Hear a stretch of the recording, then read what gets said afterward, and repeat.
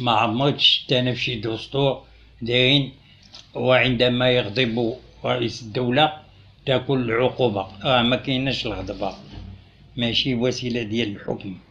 والزلزال ماشي عبارة ديال الزلزال. ما هذا الزلزال ما كتوقعوش، ولو انه اليوم عندك ابحاث كذا كيمكن توقع كيفاش الزلزال في بلاد. علاه شكون اللي كيحكم هاد البلاد؟ هذا ما كاينش الزلزال، كاين نتائج ديال سياسة مفلسة. وهاد النتائج ديال ما كاينش الزلزال. اش من الزلزال؟ هادي 50 عام وانتم مكرسين على المغابة على هادشي ديال الحسيمة. جا ونزل شحال هادي والدراري ديال الحسيمة والساكنة ديال الحسيمة كتقول الكونسيركاس كيقتلنا. شحال هادي هما كيقولوا تخصنا جامعة، شحال هادي هما كيقولوا تخصنا سبيطار. على هادشي عاد جا ونزل. تجي تقول لي الزلزال، اش من زلزال؟